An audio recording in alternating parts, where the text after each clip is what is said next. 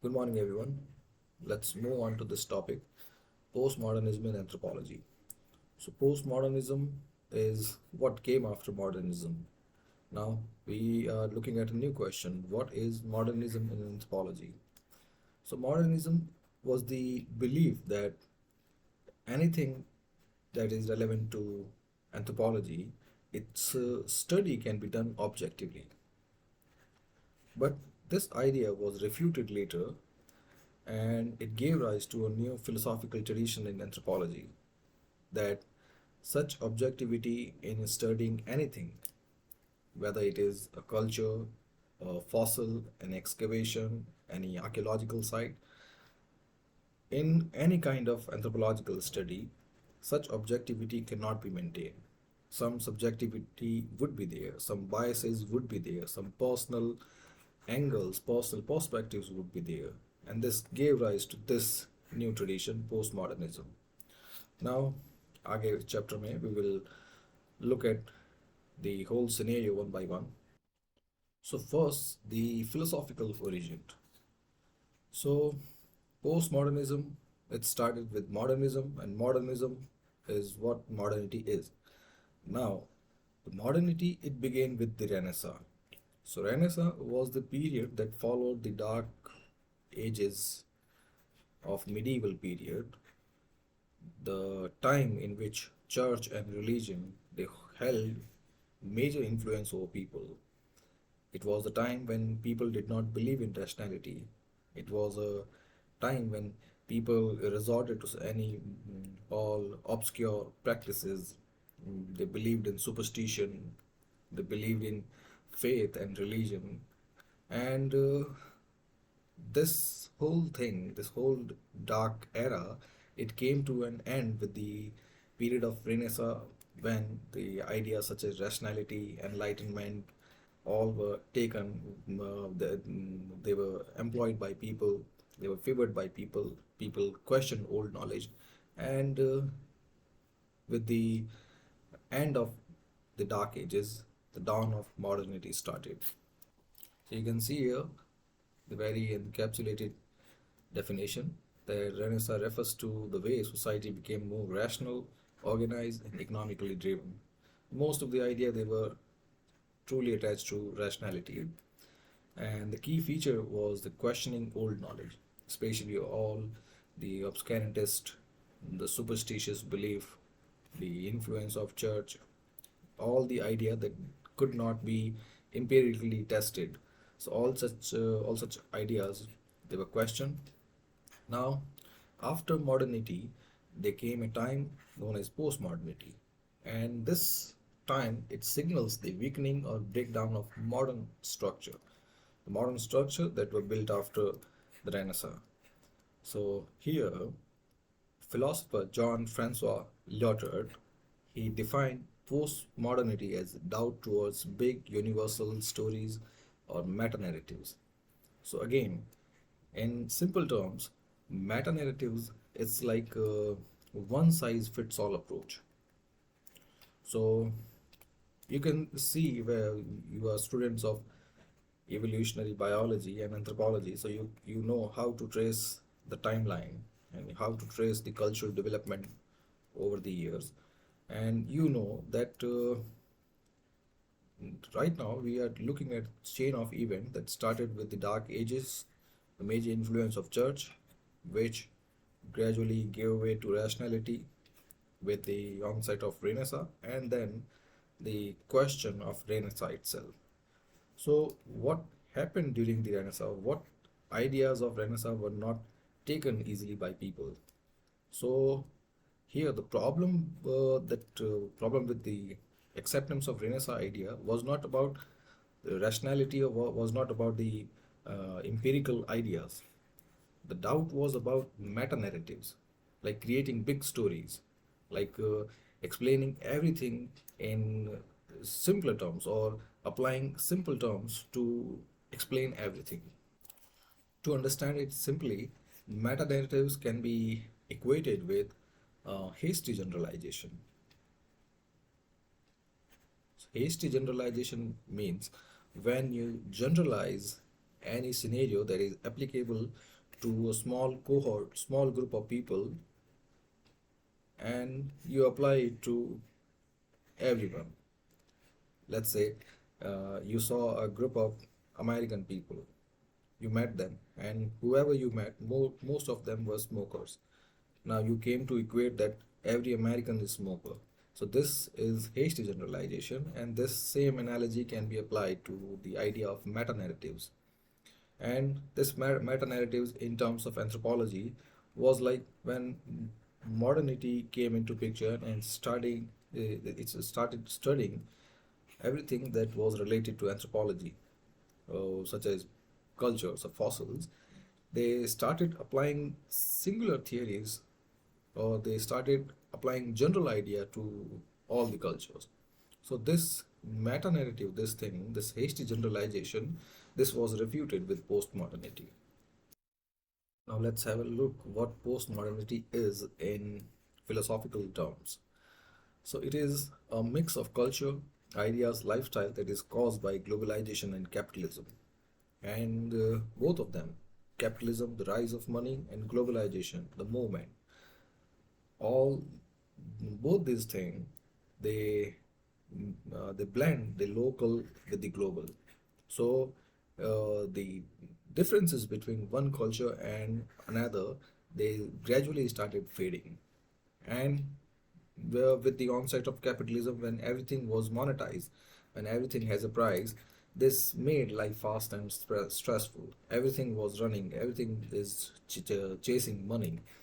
So this was rephrased by David Esley, that people feel overwhelmed and struggle to stay connected to their values, because the ultimate value is uh, very well encapsulated, or very well centralized as the desire for money.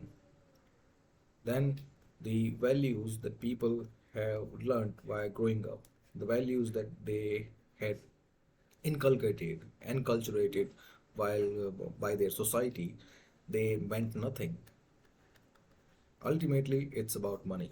So this created an overwhelming and a kind of frustrating atmosphere. And as a result, they started thinking that no belief or value is better than another. Everything feels equally true or equally meaningless. And here, it ultimately led to this idea that if every culture has its own truth, then is there any truth at all?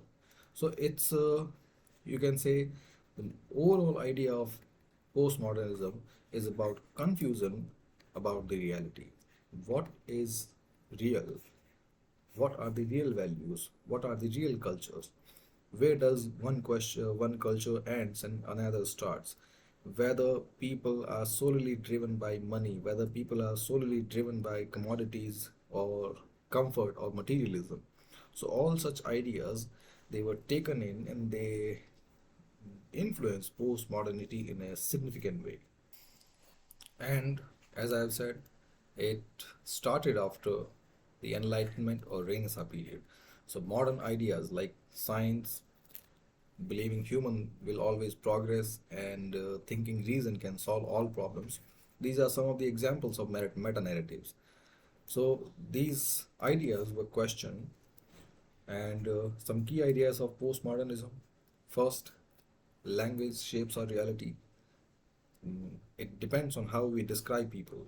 So when we label them, then we change the way we see them. Then about the second is about what is real, and a question about what is real. So in the virtual world, what we see on social media and what we see on reality, they are always different. So who to believe, and what to believe in? Do we have to follow this filtered version? Then the third, criticizing big meta narratives. So believe like science will solve everything, or Western culture is the best culture. So all these meta narratives, they were also criticized. Then rejecting strict rules on method. So when meta narratives have been criticized, refuted, and all the older values have been dismantled, or even they have been put to question, then the earlier strict rules they were rejected. So this one size fits all, uh, it was gradually avoided by postmodernists, and finally questioning Western knowledge system. So when they came to question everything, then Western knowledge, the empirical idea, the the universal idea about its superiority, it was also questioned.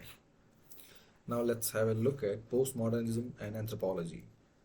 So this intellectual journey of anthropology it started with a strong belief in positivism.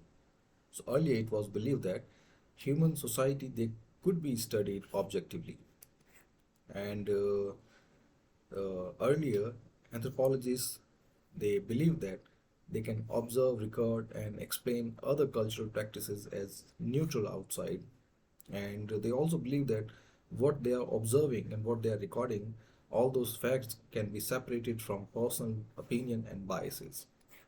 However, this belief it got changed during the late 20th century when the new breed of anthropologists they started arguing that researchers they are always influenced by their own background, their beliefs, and the power structure they live in. So all these personal biases, their own subjectivity, they can influence the way they represent other cultures. In simple terms, postmodernism is a theoretical and philosophical approach that questions the idea of absolute truth, the idea of scientific objectivity and universal claim. It this philosophical basis it suggests that all knowledge they are shaped by the values, views, and position of those who are producing it.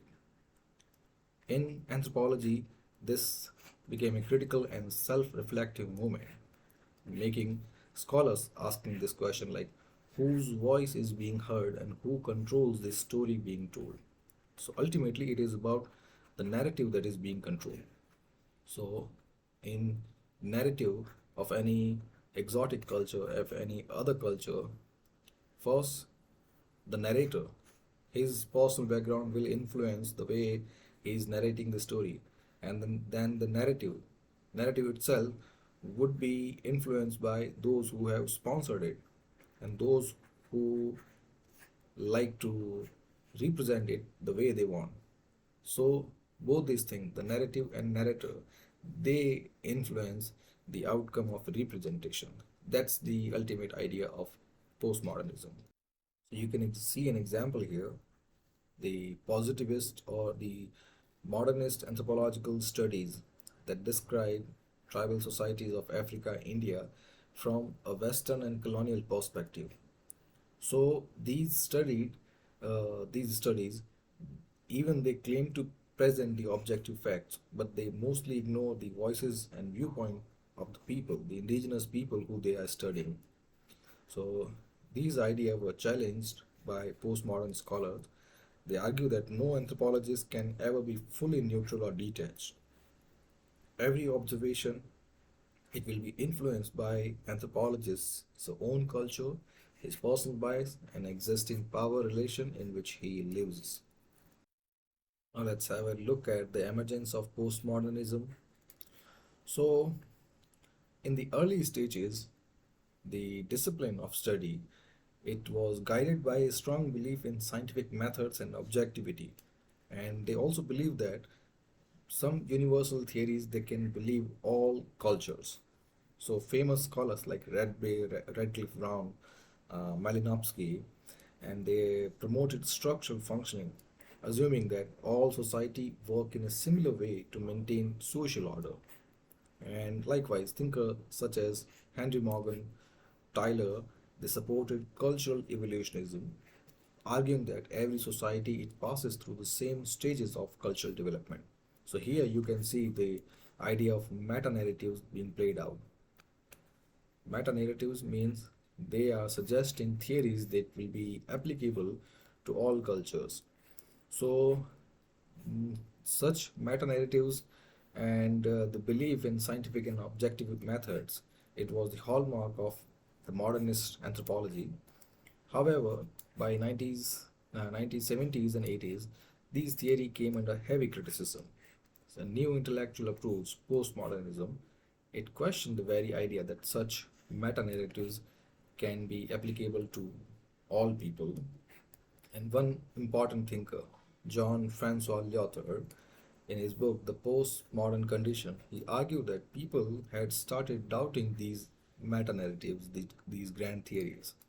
And he described this behavior of people or doubt of people as incredulity towards meta-narratives. Means that people, they are growing a disbelief in any single story about human society or culture. Similarly, another influencer was Michel Foucault, who explored how knowledge and power are connected. And he argued that what we call truth is not always neutral or purely objective. Instead, it is often being shaped by those in power. Again, the same thing. The narratives is being controlled by those in power.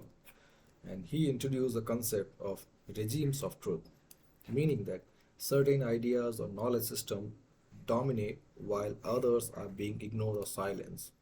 Same thing. Narratives are being influenced by those who are in power.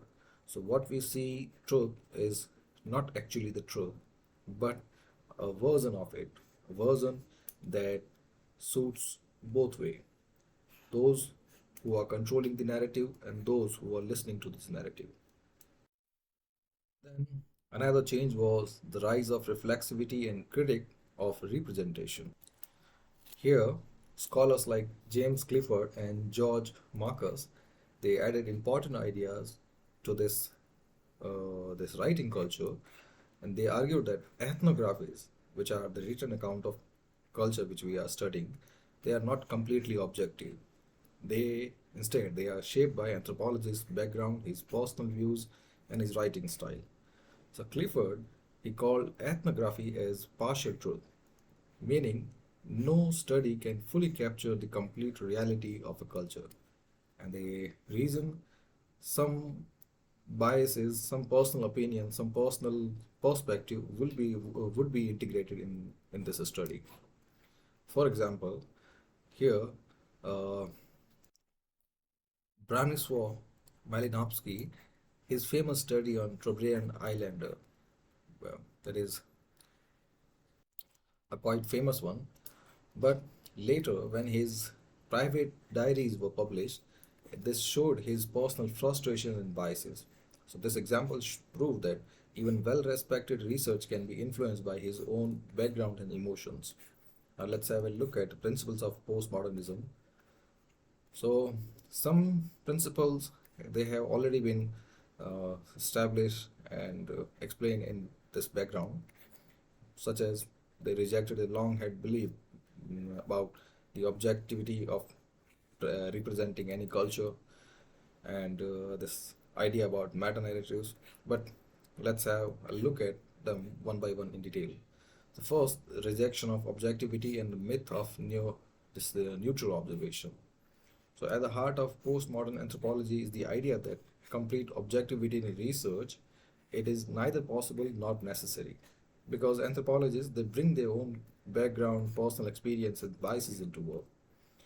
So, for example, Paul Rabinow, in his book Reflections on Fieldwork in Morocco, explained how the presence of anthropologists it changed the very reality they are studying.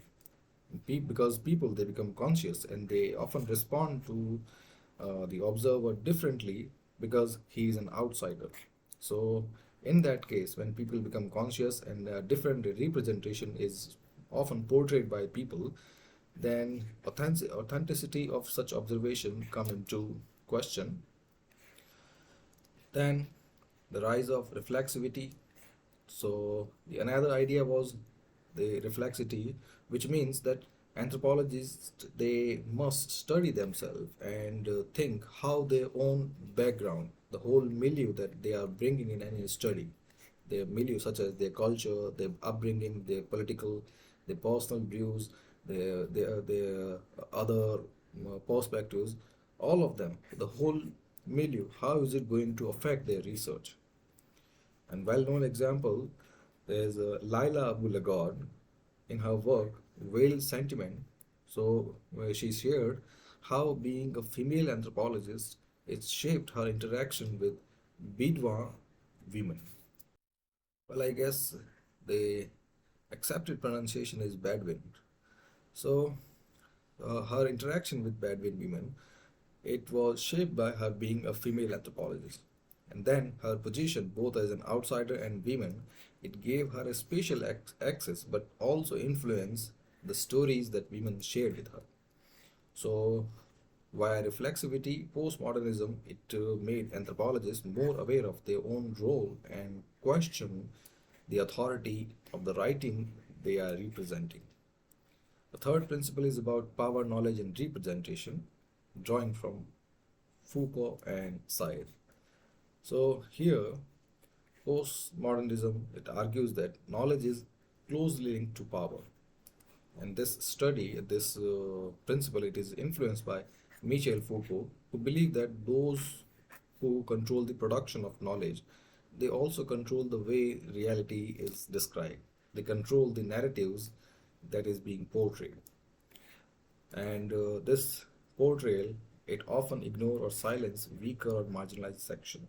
So mostly those, the capitalist section, those people who are exploiting such or who are making fortunes on the marginalization of people. And this principle often comes in clash with the development trajectory. You might have read this in this Forest Right Act thing about the development versus mm, the tribal habitats. So it is an open secret that most of the marginalized people, the tribal people, they live in peripheries, especially around forest. And most of the forests, they are rich source of mineral wealth. And now here is the jackpot because these people they are poor, they do not have any idea of how a legal system works, and they can be easily manipulated, they can be easily exploited. And then if someone is brought from outside, some anthropologist is brought from outside to represent if they are doing well, then this narrative would be controlled with power and money. Now, another example is Edward Said's book Orientalism, and he showed that how Western scholars and writers they created the image of the Orient. The Orient is the famous place of Middle East and Asia in the heart and mind of European scholars, European people, by portraying us as exotic, backward, and inferior. So this portrayal again it serves the idea of colonial and imperial rule. Now the next principle, polyvocality, which means including multiple voices in anthropology. Now postmodernism, they challenge the idea of anthropologists being the only voice in the ethnography. Now, this by the concept of polyvocality, they engage in including multiple perspectives and even allow people who are being studied to share their own voices. So this will give a deeper and more balanced understanding of culture. And anthropologists like George Marcus, he also supported this multi-sited ethnography, and and he believed that to truly understand a community, especially in a globalized world, researchers must study it in different locations. So this will help culture capture the diverse experience of people that are affected by migration, globalization, and changing identities. Now, the next principle is partial truth and the fiction of total representation. So, postmodernists they argue that they stress that ethnographies are not absolute truth but subjective stories that are blended in by the personal milieu or personal observation of the anthropologist who is undertaking the study. So, example, James Clifford's his idea of partial truth. It meant that no ethnography can fully capture a culture in all its complexity. And good example that we have already talked about is Branislaw Malinowski, which is father of functionalist anthropology. In his famous study, Trobriand Islander, it gave detailed account of their social life. But when his personal diaries were published later, his frustration, biases, and emotional struggle also came out. Now, the next principle, deconstructing the exotic other and questioning stereotype. Then, in this principle, postmodernists, they criticize how anthropology it portray or describe non-Western society as exotic and primitive, like we are often described as the Oriental or people from the Orient. So these harmful stereotypes, they in the beginning they cater to the colonial thinking and they subvert their own ideas. An example here, Kirin Narayan in her essay How Native is Native Anthropologist, she questioned the idea that researchers are complete insider or outsider. And according to her, these identities, whether you are insider or outsider, these are fluid, and the culture you are studying should not be seen as totally different or strange. So, this idea was important when studying Indian tribes like Santhal or Naga, who are often romanticized or misunderstood in traditional ethnography. Well, the meaning of her observation of Kirin Narayan was that whether you are insider or outsider, you need to play that role particularly. And second, you must understand it that your identities are fluid.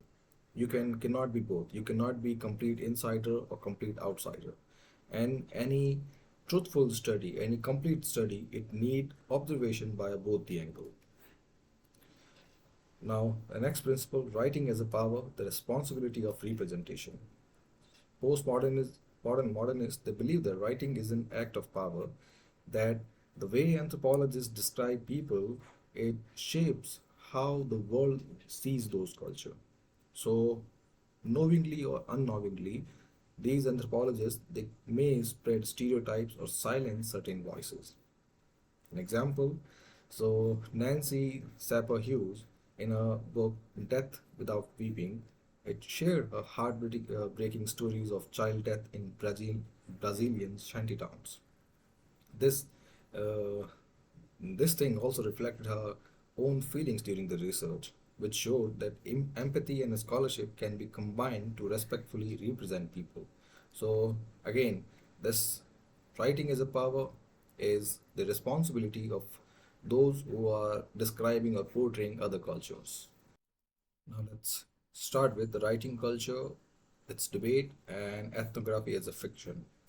So the rise of postmodernism and modernism in anthropology, it sparked the writing culture debate that questioned the very nature of earlier ethnography. So this debate, it was triggered by the publication of Writing Culture, the Poetics and Politics of Ethnography, the combined work of James Clifford and George Marcus. And via this work, both of them argued that ethnographies are not just objective accounts, but crafted narratives that are deeply influenced by ethnographers' choice, biases, and literary style. Again, here, what they meant simply is that any portrayal, any description of other culture, any ethnography, it will be influenced by ethnographers' own personal biases. Now, ethnography as a literary and political act. So, postmodern thinkers they argued that ethnography is not clear window into other culture, but a constructed story, like a novel or a creative writing. Every ethnographic work it involves choosing whose voices to include and whose to leave out, then framing people's life based on anthropologists' own views, and then using literary techniques like metaphors, plots, and characters, like a character description. So here, this ethnographic work it looks much similar to any creative writing, any novel writing, any story writing. Then James Clifford he called ethnography as partial truth, that they reflect writer's experience but can never tell the whole story. He explained that anthropologists, knowingly or unknowingly, write from their own position of power, privilege, or cultural background, which is they have their own biases which will be integrated or which will come into the portrayal, the study they are undertaking. And they cannot fully represent the amic perspective, the insider perspective of any culture. For example, the early British colonial ethnographies, they describe Indian tribe as primitive and savage, which showed colonizers' mindset rather than tribes' real life. Now, so after listing all the points of debate, so we come up against the new question: is ethnography real? Whether it is a pure fact, a fiction, or a mix of both.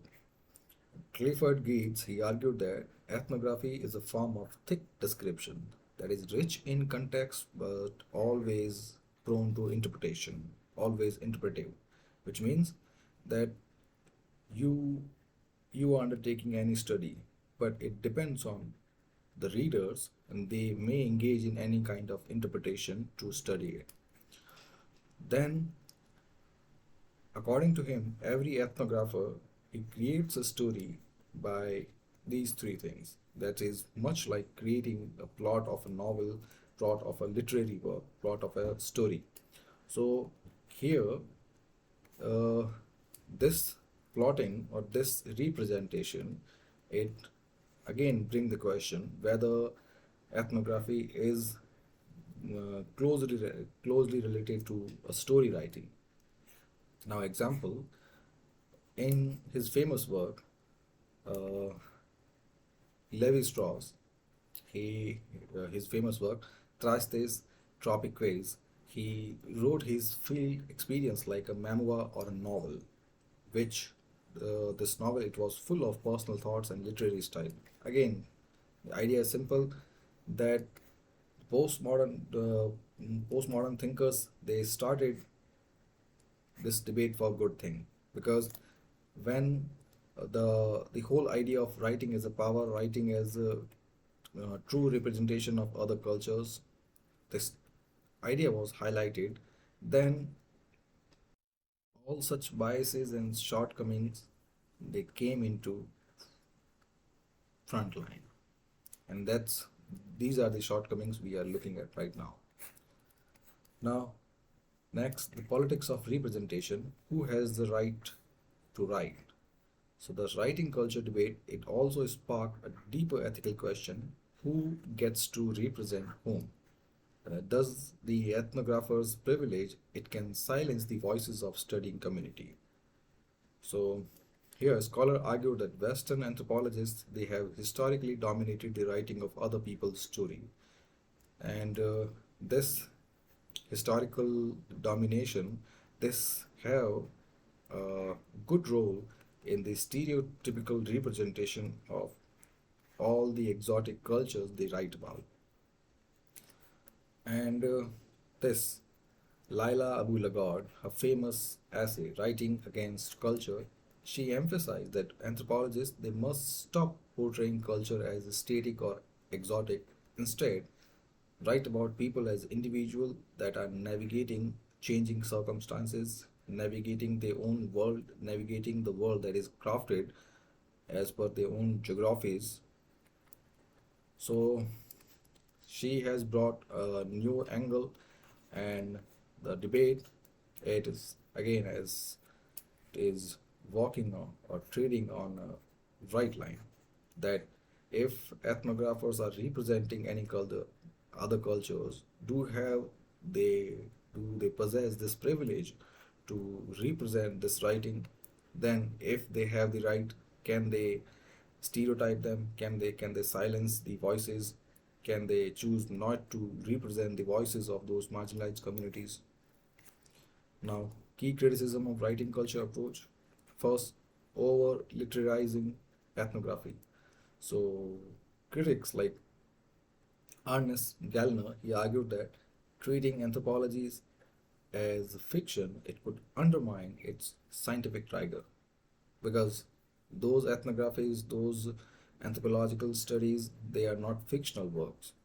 They are portrayal of people that are undertaking and they are deliberately described in, for many purposes. They can be for administrative purposes, they can be government purposes. Some people might want to protect these indigenous voices. Some multilateral institution might want to finance the last embers. So, all in all, these are scientific works, but if they are fictionalized, then this scientific rigor it could be lost. The second criticism, detaching from ground realities. So, if we focus excessively on narrative style, then the real world issues like poverty, caste, inequalities, they will ignored. Then third criticism, neglecting problem solving role, which is related to this one, that if they focus on presenting a story, then their role uh, as a guide, in or as an interventionist in development program or welfare, it will become minimal. Now, the middle path to a dialogic and reflexive ethnography. So, modern anthropologists they suggest a balanced approach. The first, that ethnography is a literary work, then they must practice reflexivity, means they know about their own personal biases, their own subjectivity, and they need to be transparent about it. Then they need to include the voices of people's studies, offering some space to them for self-representation, and then offer some solution to the problems. Now, the criticism and limitations of postmodern anthropology in general. The first criticism is radical relativism and ethical paralysis. So, first, the most prominent criticism is its radical cultural relativism. So, by arguing that every cultural viewpoint is equally valid and no universal truth exists, then it becomes difficult for anthropologists to judge any harmful practices. So, likewise, female genital mutilations or honor killing in India and many such harmful practices that I see is still being practiced world over. So, if according to the principles of postmodernism, if any culture, if any cultural practice is equally valid, if all of them need to be preserved, if all of them need to be respected, then what about such harmful cultural practices?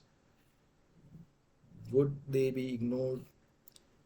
Do we neglect them? Do we leave them as it is just because we want to uh, uh, protect indigenous original culture?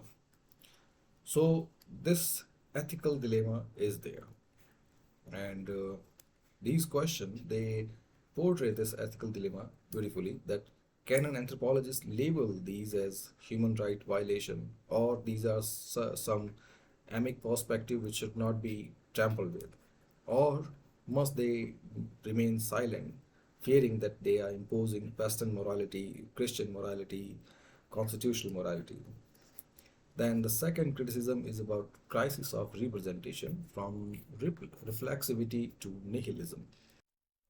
So what happened that postmodernism it questioned whether any anthropologist has has the right to represent any another culture, or whether they are representing other culture truthfully. So this question, this doubt, it led to a dead end, because if they are not representing the truth, then all the ethnographies they become fictional, and this phase has been called by scholars as nihilism. That if every attempt to represent other culture is flawed or exploitative, then how can ethnography be written or any generalization be made? So this is the second criticism, paralysis by analysis, because you you cannot represent any other culture, and if you are going to represent, then your work would be questioned on the anvil of subjectivity. It will not be considered truthful, and you cannot offer any generalization, uh, you cannot condemn any practice. So this paralysis by analysis, it led to a situation when fieldwork reports, they became personal memoir rather than systematic studies. So this writing culture movement that is led by James Clifford and George Marcus, it stressed that ethnography is a literary construction.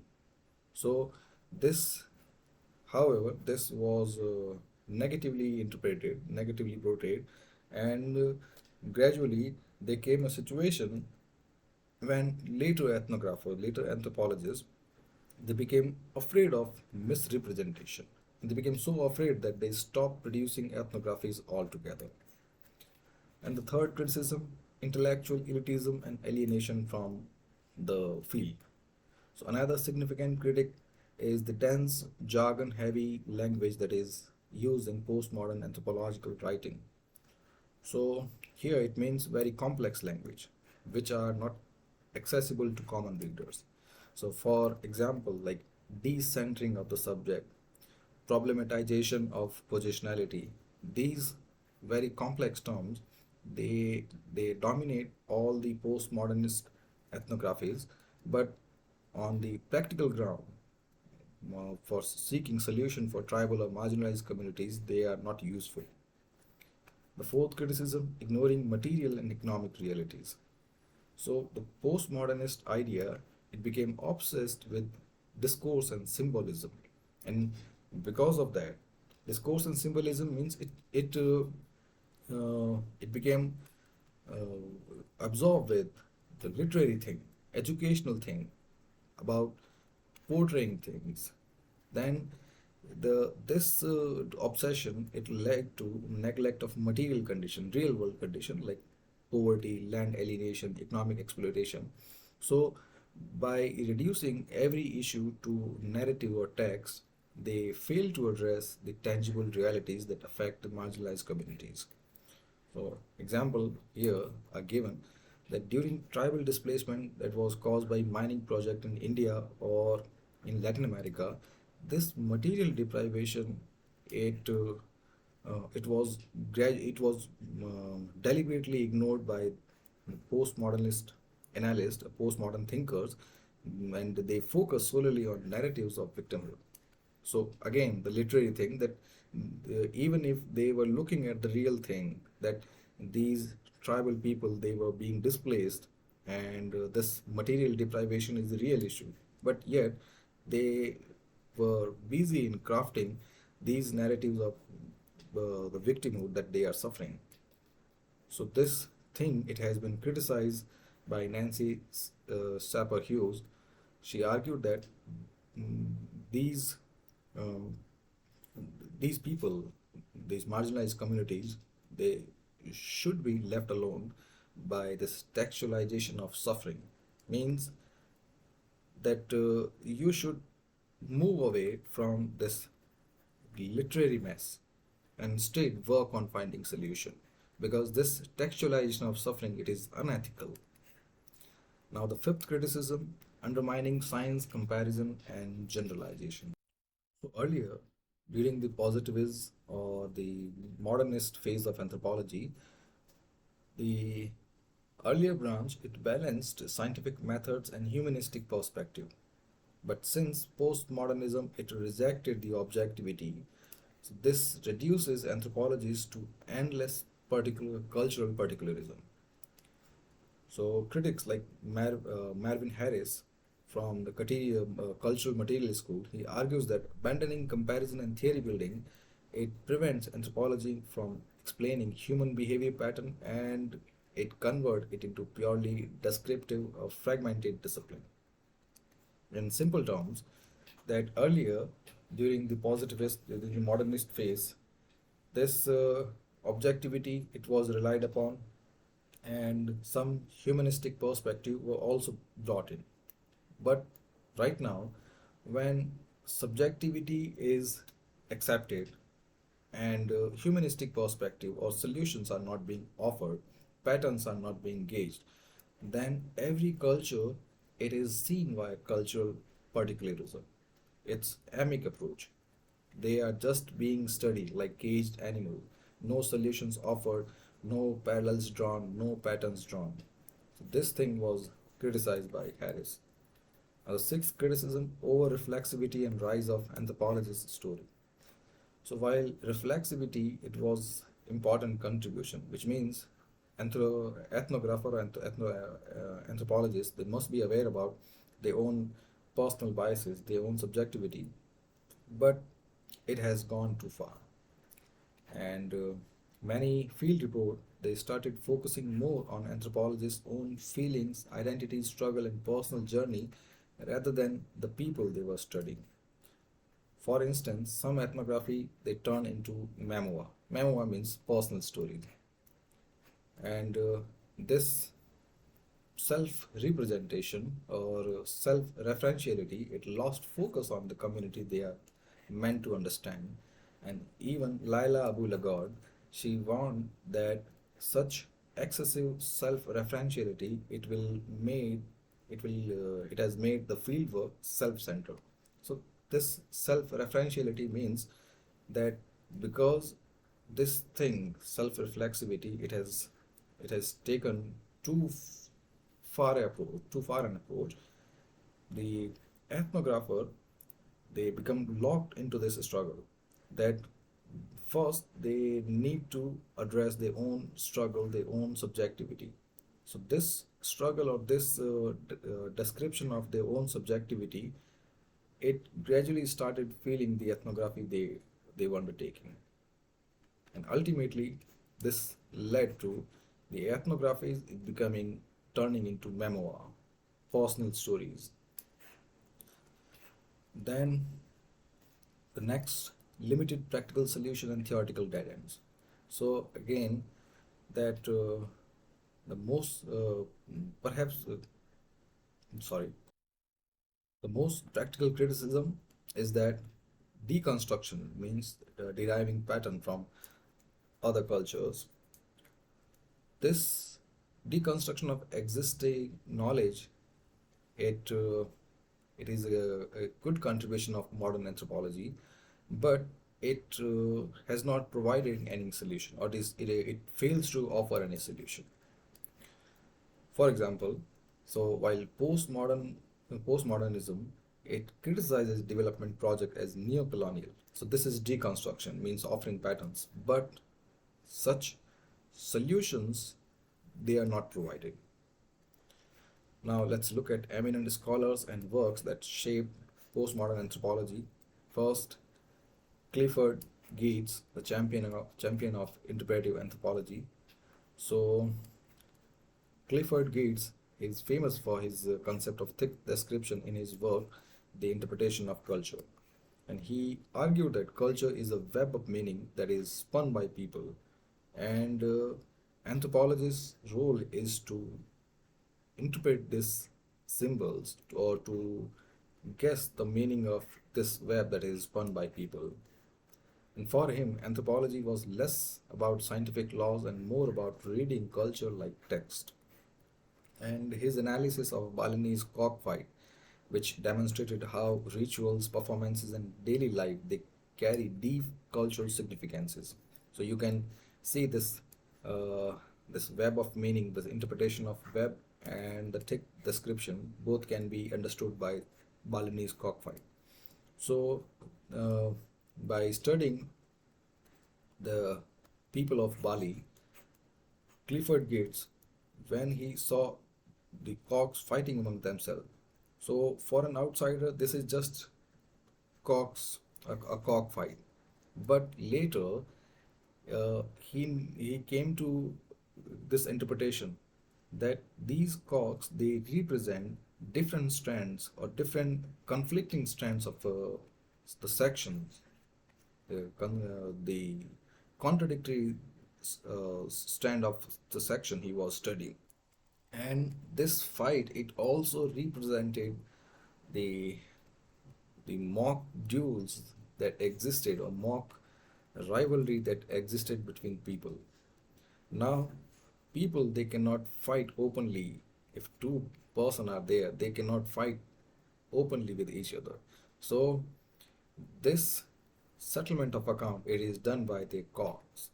This Balinese cockfight, it has been ritualized so that the personal rivalry, the vengeance, the bloodshed, they can be avoided, and the victory or the settlement of account, it can be done by this cockfight.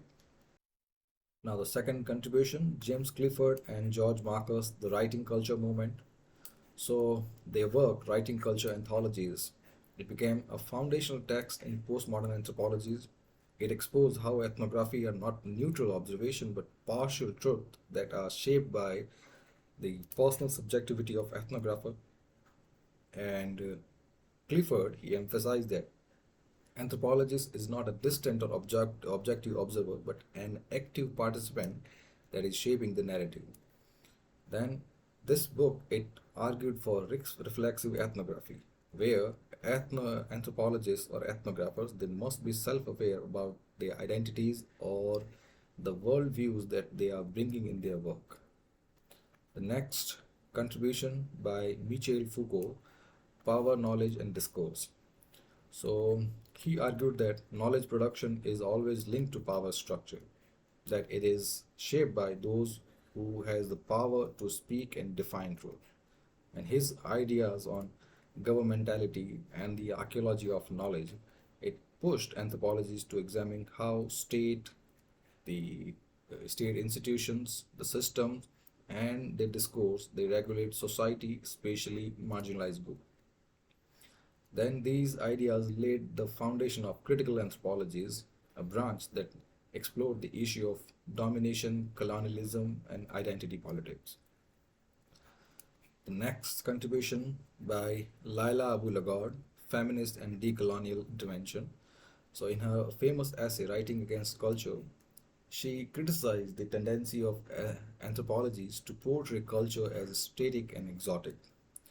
And she argued for feminist and decolonial approaches that focus on individual rather than the whole groups. And she insisted that anthropology must humanize its subject by showcasing empathy, their agency, their struggle, and changing realities. Then Paul Rabinow and Talal Asad. So Paul Rabinow's reflection on fieldwork in Morocco emphasized the constructed and negotiated nature of fieldwork. That which means that if anthropologist is present there, this will influence the outcome.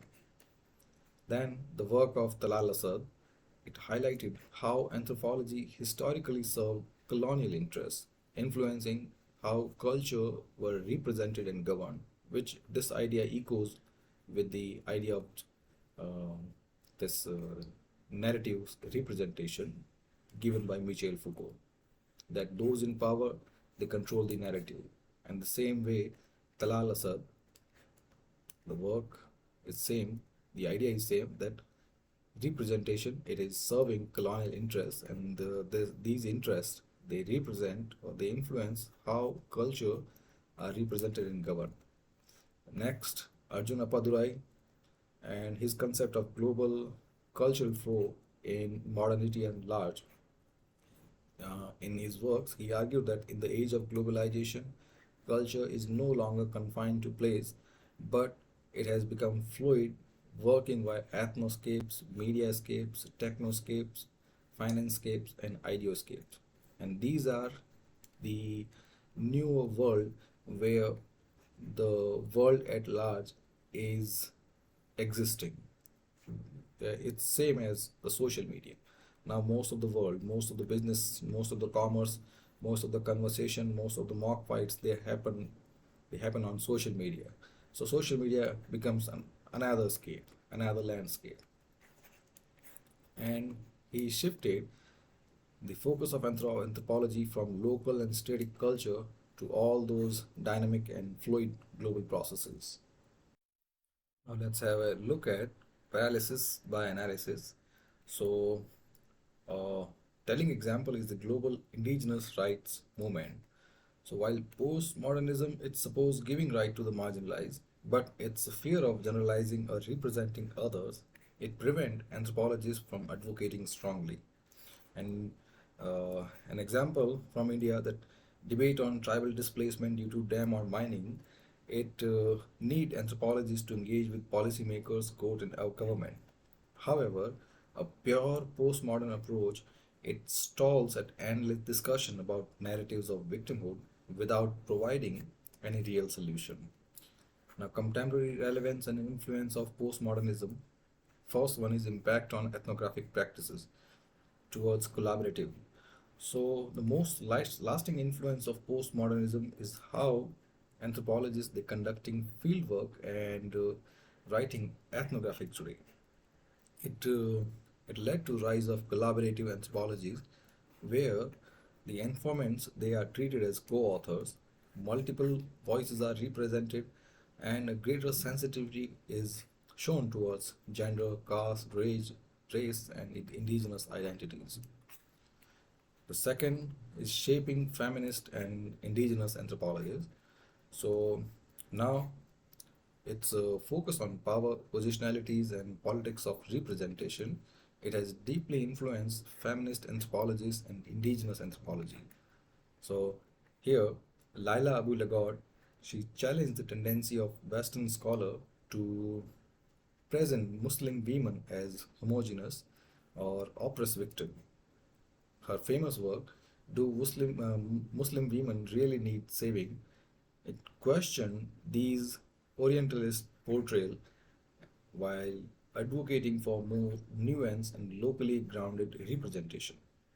The simple meaning is, via this work, do Muslim women really need saving? She said that a general portrayal or one size fits all approach, a kind of narrative that Muslim women are suffering and they must be saved, this need to be changed. And this brought in a new angle or new dimension of anthropology, that is feminist anthropology. A third contribution of anthropology or postmodernism in anthropology is rethinking development and globalization. So this critic of grand narratives like development, modernization, and globalization, it has reshaped anthropological engagement with policy and planning. Example, Arturo Escobar, his critic of development discourse in encountering development, it highlight how Western development projects they often reinforce neo-colonial hierarchy. So here, these grand narratives like development projects, they are shown as some grand projects, the ultimate aim of society that must be achieved, and that society cannot progress without these Western development projects. So, such perception, they impose Western idea on the people of global South by depicting them as, by portraying them as backward and in need of saving. Fourth contribution is influence on medical and political anthropologies. So, in medical anthropologies, they brought attention to how medical knowledge is not neutral but often shaped by political and cultural factor. That is, any truth must be seen by multiple angles. So, anything that is medical is not a closed loop, is not a blind wall, but it is also a part of life and it must be seen via different other aspects of life that are creating it or that are influencing it.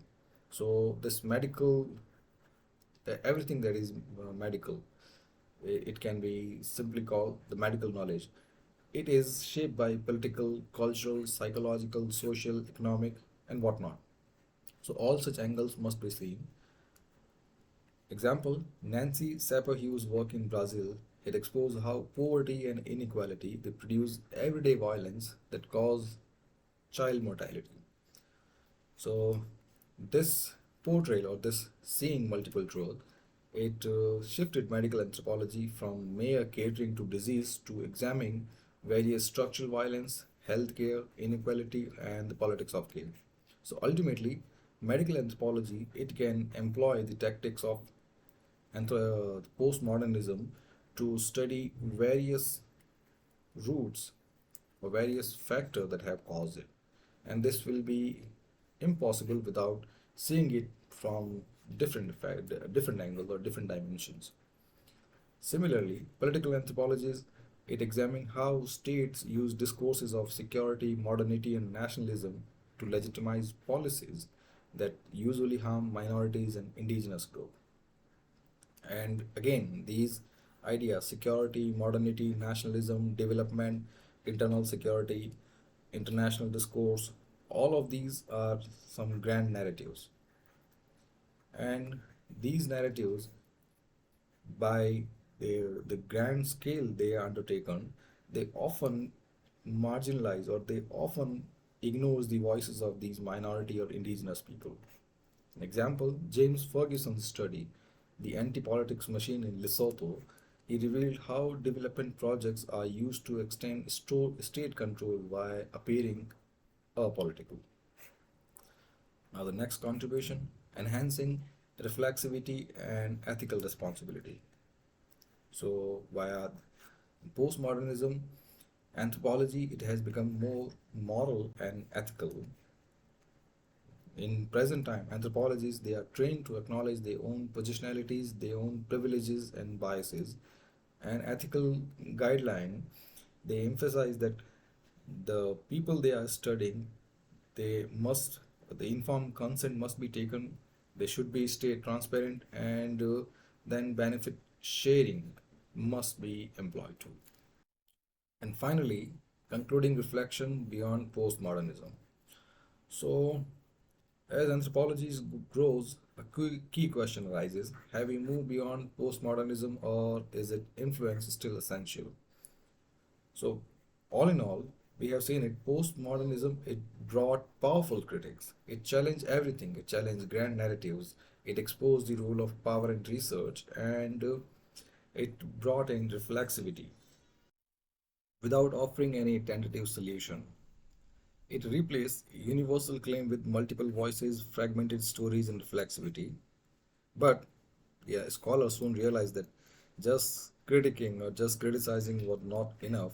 They must engage with real world issues, the struggle of indigenous people, the marginalized people, the nations facing development challenges. So today, many anthropologists they are talking about moving beyond postmodernism, not by rejecting it, but by using its insight to build more ethical and action-oriented research. And this will be seen in areas like public anthropology, feminist and indigenous anthropology, medical and ecological anthropology. So here, scholars they will employ all the tools of postmodernism. They will remain critical and reflexive, but they will also work with communities to create knowledge and push for social change. An example, in India, some anthropologists they support tribal rights movement that help the communities that are displaced by dams and mining projects.